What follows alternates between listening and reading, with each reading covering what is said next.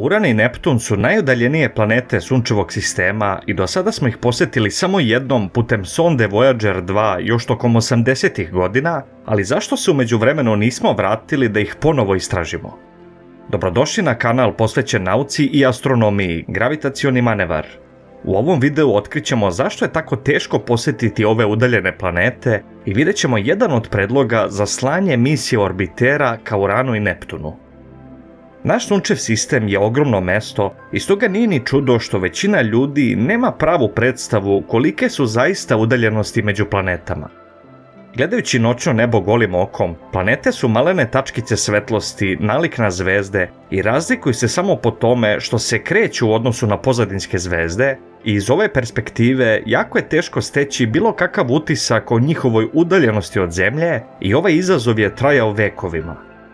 Keplerovi zakoni kretanja nebeskih tela omogućili su nam da odredimo relativne odnose između orbita različitih planeta, koristeći vremenski period kojim je trebao da naprave krug oko Sunca i procenjenu masu koristeći Newtonov zakon gravitacije, međutim to nam nije pružilo apsolutne udaljenosti izražene u kilometrima, već samo relativne odnose između orbita i mase planeta. Sve do sredine 18. veka nismo znali tačnu udaljenost Zemlje od Sunca, ali to se promenilo kada su astronomi koristeći tranzit Venere preko Sunčevog diska izračunali njenu paralaksu i na osnovu toga konačno smo mogli utvrditi vrednost takozvane astronomske jedinice, odnosno udaljenosti Zemlje od Sunca koja iznosi 150 miliona kilometara, a samim tim i udaljenost do svih drugih planeta koristeći Keplerove zakone kretanja. Ipak, ove udaljenosti izražene u stotinama miliona kilometara nisu baš intuitivne za prava razumevanja udaljenosti i zato počnimo od jednostavnog misaonog eksperimenta koji može da nam pruži bolji uvid u veličinu Sunčevog sistema. Na primjer, Mesec gledajući sa Zemlje izgleda prilično blizu, ali ukoliko bi se uputili automobilom ka njemu brzinom od 100 km/h, trebalo bi vam čak 160 dana da stignete do njega, što je s jedne strane iznenađujuće mnogo, ali to je ništa u poređenju sa udaljenostima planeta. Ukoliko bi istim automobilom krenuli pravcem Marsa, trebalo bi vam 256 godina vožnje da stignete do njega, a do najudaljenije planete, odnosno Neptuna, čak 5137 godina, što je zaista fascinantan podatak.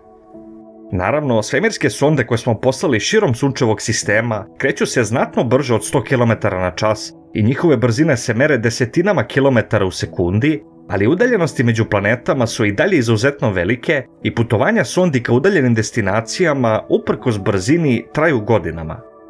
U ranijem videu na kanalu detaljnije sam govorio o putanjama svemirskih sondi kroz Sunčev sistem i konkretno o tome da u zavisnosti od toga da li želimo da proletimo pored nekog tela ili planete ili želimo da budemo uhvaćeni u njihovu orbitu, moramo pažljivo isplanirati putanju tako da s jedne strane minimiziramo upotrebu goriva i vreme putovanja, a da sa druge strane maksimalno uvećamo raspoloživu masu za naučne instrumente. Tokom 60-ih godina, kada su u planu bile misije Voyager 1 i 2, naučnici su uvidjeli da se planete nalaze u izuzetno retkoj, ali povoljnoj međusobnoj poziciji, čime sonde mogu izvesti lančani niz gravitacionih asistencija na putu ka spoljnom Sunčevom sistemu i to je postalo poznato kao velika turneja Sunčevog sistema. Velika turneja omogućavala je posjetu svih većih gasovitih i ledenih planeta, uključujući Pluton, koji je tada smatran planetom. Međutim, okolnosti misije su dovele do toga da je Pluton rano tokom planiranja odbačen kao meta, a Voyager 1 je odustao od posjete Urana i Neptuna kako bi obavio bliski prolet pored vrlo interesantnog Saturnovog meseca Titana. Voyager 2 je međutim iskoristio gravitacionu asistenciju Jupitera i Saturna da se uputi ka Uranu, a zatim ka Neptunu i do danas to je prvi i jedini put da smo izbliza vidjeli ove planete, dok su pored Jupitera i Saturna proletele brojne misije, a u njihove orbite smo postavili orbitere Galileo, Junonu i Cassini. Ali postavlja se pitanje zašto nismo poslali slične orbitere ka Uranu i Neptunu. Orbiter smo poslali čak i ka Merkuru, koji je, verovali ili ne, teže posjetiti sa aspekta orbitalne mehanike nego Uran ili Neptun, iako je Merkur znatno bliže nego ledeni džinovi, ali to je veoma zanimljiva tema i zato ću posvetiti deo vremena pre nego što se vrati na ledene džinove. Udaljenosti u svemiru nisu toliko važne koliko je važan takozvani delta V, odnosno suštinski neophodna energija kako bi se posjetila neka planeta i kako bi ušli u njenu orbitu, i delta V se najčešće sastoji iz dve komponente, i to je prva promjena brzine kako bi dosegli do orbite planete, a zatim dodatni delta V kako bi usporili i zaokružili orbitu oko Sunca i kako bi se poklopili sa orbitom planete. Merkur kruži oko Sunca brzinom od 48 km u sekundi, dok na primjer Uran kruži brzinom od 6,8 km u sekundi, a Neptun 5,4 km u sekundi. I što se tiče prvog delta V neophodnog za dosezanje do orbita ovih planeta, on za slučaj Urana i Neptuna iznosi oko 11 km u sekundi, dok za slučaj Merkura iznosi oko 7 km u sekundi. Ali je slučaj obrnut za drugu komponentu delta V, jer je za poklapanje orbite sa Merkurom neophodna promjena delta V od oko 9 km u sekundi, a za slučaj Urana i Neptuna oko 4 km u sekundi. To znači da je ukupan delta V za ulazak u orbitu Merkura oko 17 km u sekundi, dok je za slučaj Urana i Neptuna to oko 16 km u sekundi. I pomalo paradoksalno, Uran i Neptun, iako su više od 30 puta dalje nego Merkur, predstavljaju podjednako težak izazov za astronautiku. Misija Messenger je prva koja je ušla u orbitu oko Merkura, o čemu imam zaseban video koji toplo preporučujem da pogledate, a trenutno imamo misiju Bepi Colombo koja planira da učini isto u narednim godinama, i onda se postavlja pitanje zašto i dalje nemamo orbiter oko Urana i Neptuna kada smo uspjeli da pošaljemo orbitere ka Merkuru koja je najzahtevnija meta. Odgovor na ovo pitanje se, kao što je to često slučaj, bazira na brojnim faktorima koje nije sasvim jednostavno predstaviti u jednom videu, ali potrudit ću se da to učinim najbolje što umem i na takav način da bude jednostavan za razumevanje, a suštinski se svodi na tehnološka ograničenja orbitera i na ukupno vreme trajanja misije. Kada je u pitanju orbiter oko Merkura, važno je istaći da smo to postigli koristeći brojne gravitacione asistencije Venere i Merkura, što se vremenski događa relativno često, imajući u vidu blizinu Venere i Merkura u odnosu na Sunce i njihov kratak period orbite od 88 i 225 dana. S druge strane, putanja ka spoljnom sunčevom sistemu zahtevaju gravitacione asistencije Jupitera i Saturna, koji imaju znatno duže periode orbita od 12 i 30 godina, a što znači da su povoljne pozicije za gravitacione asistencije dosta ređe nego za slučaj unutrašnjeg sunčevog sistema. Drugi veoma važan faktor je tehničko ograničenje misija u vidu načina snabdevanja električnom energijom, o čemu sam također napravio video, a suštinski se svodi na činjenicu da misije u unutrašnjem sunčevom sistemu mogu da koriste solarne panele za proizvodnju energije, dok misije ka spoljnom sunčevom sistemu moraju koristiti radioizotopski termoelektrični generator koji je znatno kompleksniji i ima posebna ograničenja. Čuveni Voyageri koriste RTG za proizvodnju energije i to uspešno rade već više od 45 godina, međutim kapacitet proizvodnje energije drastično je opao u prve 2 decenije misije i to do te mere da je većina instrumenata poput kamere isključena još tokom 90-ih godina kako bi se preostala energija sačuvala za druge manje zahtevne instrumente poput magnetometra koji danas funkcionišu. Cassini je zato možda bolji primjer korisnog životnog veka RTG generatora koji je tokom 20 godina misije uspešno snabdevao sve naučne instrumente i zato je za bilo koju planiranu misiju koja koristi RTG neophodno definisati ukupno trajanje misije od recimo 20 godina od momenta lanciranja, što postavlja značajne ograničenja za arhitekturu misija ka Uranu i Neptunu. Uzimajući sve ovo u obzir, za misiju orbitera ka ovim planetama imamo sljedeće ograničenja koja moramo istovremeno uzeti u obzir.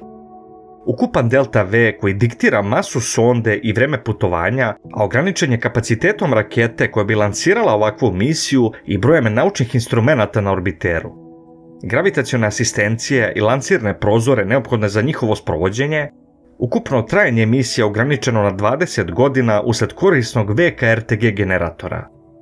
Kada uključimo sve ove faktore za tip orbitera nalik na Galileo ili Cassini koje bi postali ka Uranu i Neptunu, dolazimo do brojnih problema, od kojih je verovatno najveći dužina trajanja misije.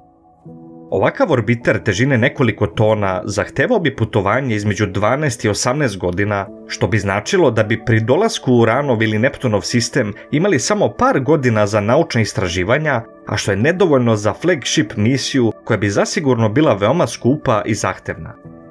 Pošto nemamo mnogo prostora za smanjenje udjela goriva na orbiteru, kako bi smanjili vreme putovanja, morali bismo da smanjimo masu orbitera eliminisanjem naučnih instrumenata ili atmosferske sonde, kao što smo imali u okviru misije Galileo, ili sonde Huygens u okviru Cassini misije, ali ponovo to bi bio drastičan kompromis sa kojim bi se drastično smanjio naučni potencijal misije.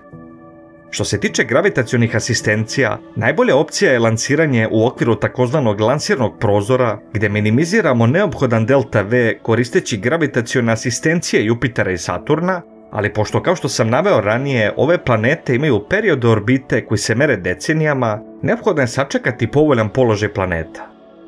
Ovakav lansirni prozor ka ledenim džinovima ne dešava se tako često i sljedeći je početkom 2030. godina, tako da bilo koji plan misije orbitera mora da se uklopi sa ovim vremenskim periodom, inače ćemo morati da sačekamo 2040. i kasnije lansirne prozore.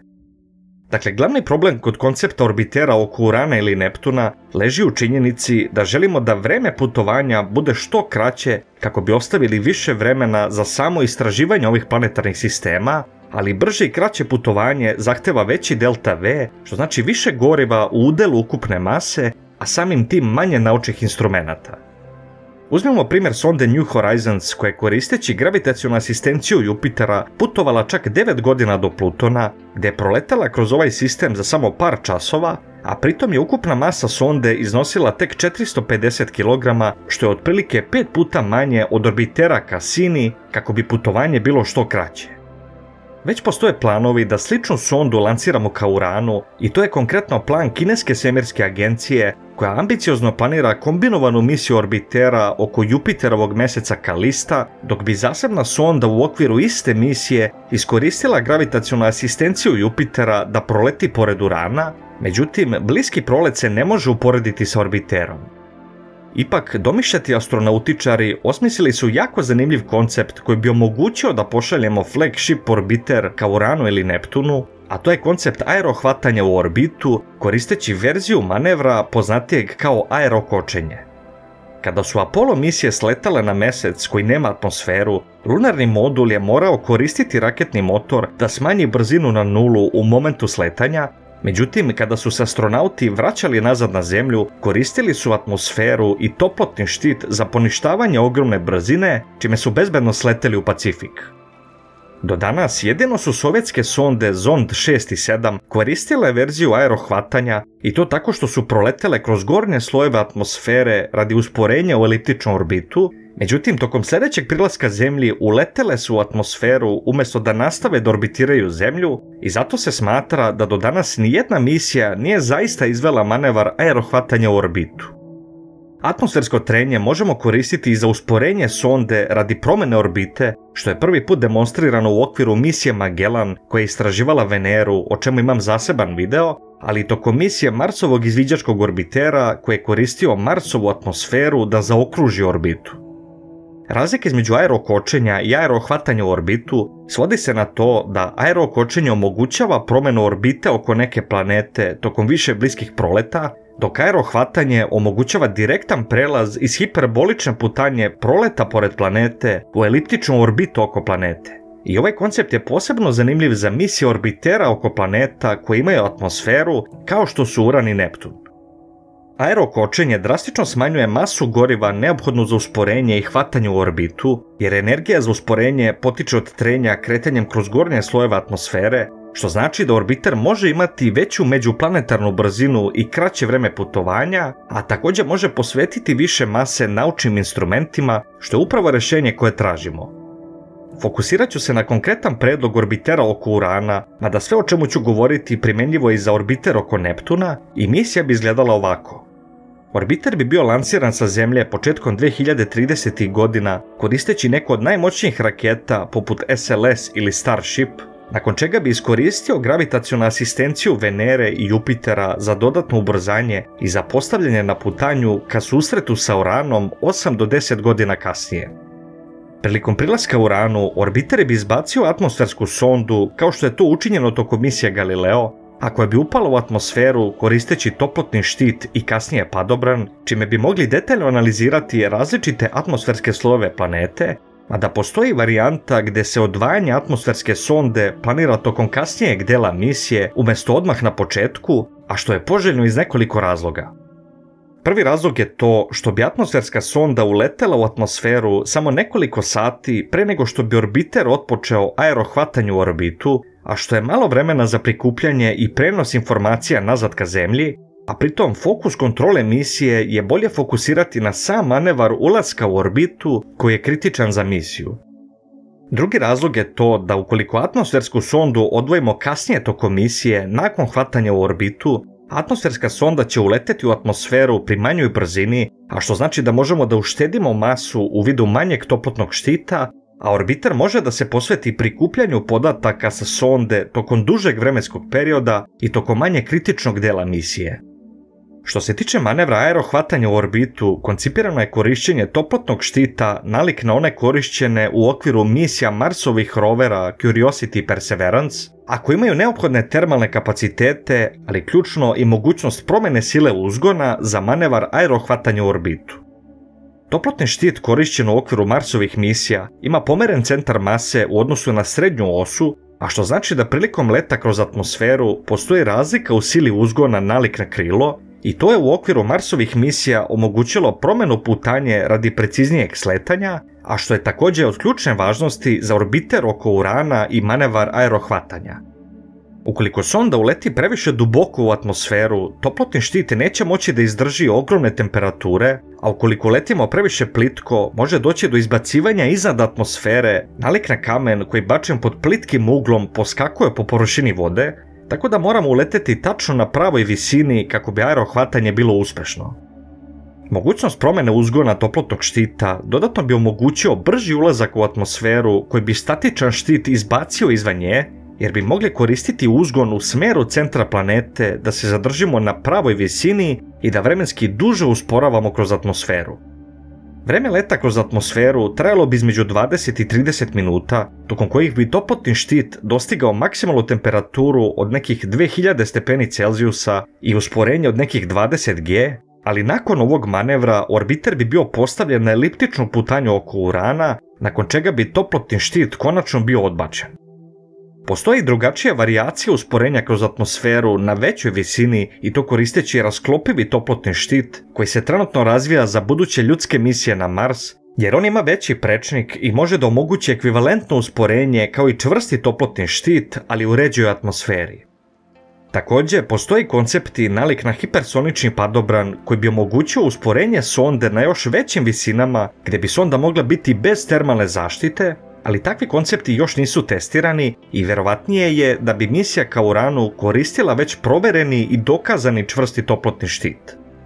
Sam proces usporenja kroz atmosferu nije dovoljan za manevar aerohvatanja u orbitu, jer ukoliko ne bi učinili ništa, eliptična putanja oko planete bi nas opet uvela u atmosferu gdje bi sagoreli, i zato je u najdaljoj tački eliptične putanje neophodno upaliti raketni motor kako bi podigli najnižu tačku orbite iznad atmosfere i u ovom momentu bi mogli odvojiti atmosfersku sondu o kojoj sam govorio u prethodnom delu videa. Nakon uspešnog postavljanja u eliptičnu orbitu, ona bi u zavisnosti od planirane putanje sonde bila korigovana tako da izbliza istražimo brojne zanimljive mesece tokom više godine istraživanja, a što bi bio izuzetan uspeh i impresivan tehnološki poduhvat. Sve navedeno primjenjivo je i za Neptun, s tim što je u Neptunovom slučaju zanimljiv odabir orbite oko planete, a što diktira profil aerohvatanja u orbitu, i to prvenstveno zbog Neptunove najzanimljivije mete, odnosno Tritona. Triton je jedini veliki mesec koji kruži u suprotnom smeru od rotacije planete i ukoliko uđemo u orbitu u smeru rotacije Neptuna, bliski proleti pored Tritona bili bi veoma brzi i imali bi manje vremena da fotografišemo i istražimo njegove površinske detalje. S druge strane, ukoliko želimo da uđemo u orbitu oko Neptuna u istom smeru u kojem kruži Triton, mogli bi da detaljnije istražimo ovaj mesec, ali manevar aerohvatanja u orbitu bi bio dosta teži jer bi uleteli u atmosferu koja rotira u suprotnom smeru i zato je i dalje pitanje koja od ovih opcija je bolji izbor. Koncept aerohvatanja u orbitu dakle ima brojne prednosti u odnosu na dosadašnju arhitekturu misija koje koriste raketni motor za hvatanje u orbitu i primjenjive na sva tela koja imaju atmosferu, dakle sve planete sem Merkura, ali također i za Saturno mjesec Titan koji jedin ima atmosferu, što otvara brojne mogućnosti za zanimljive misije. Na papiru imamo svu neophodnu tehnologiju za ostvarivanje ovakve misije ka ledenim džinovima, a pritom planetarni astronomi označili su misiju orbitera ka Uranu kao prioritetnu u narednoj deceniji i stoga se nadam da ćemo se konačno vratiti do ovih divnih planeta i da ćemo razotkriti misterije koje intrigiraju astronome još od legendarne misije Voyagera 2. Hvala vam što ste gledali ovaj video i nadam se da ste uživali. Ukoliko želite da podržite kanal, postanite član i kliknite na dugme hvala ispod videa za jednokratnu donaciju, a svakako ostavite like i prijavite se na kanal kako ne biste propustili sljedeći video. Veliki pozdrav i vidimo se u sljedećem videu.